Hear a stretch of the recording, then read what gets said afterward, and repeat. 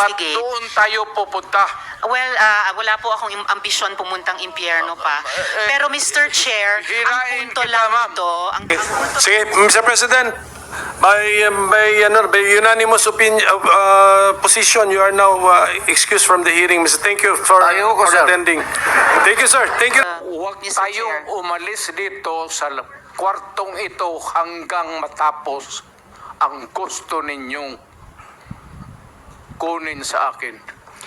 Well, Mr. Chair, so yung huling tanong ko for today, for the record, Bakit ano po? tinawag Mr. sa inyo Chair. ako dito tapos yan lang ang huli ninyong tanong? May mga colleagues pa yata tayo, Mr. Chair, na magtatanong sa dating presidente.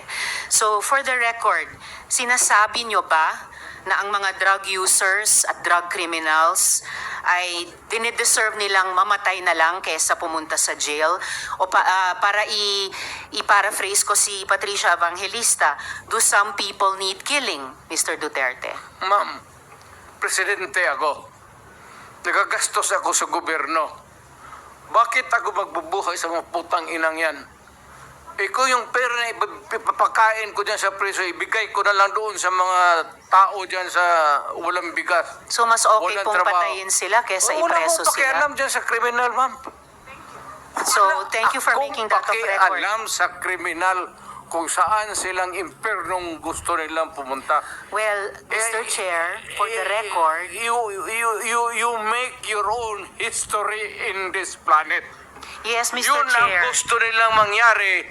Doon sila sa impyerno at doon tayo magkita. Well, Mr. Chair, wala namang jurisdiction ng Senado sa impyerno. Dito lang sa bansa natin pwede tayong mag-investigate. Doon tayo pupunta.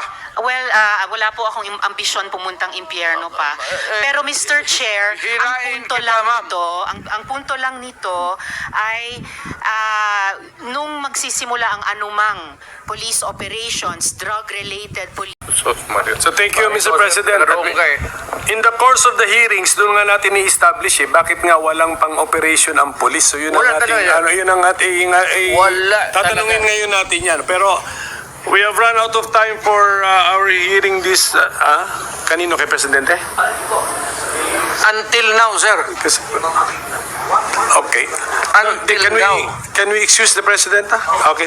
Sige, Mr. President, by unanimous position, you are now excused from the hearing. Mr. Thank you for Ayoko, sir. attending.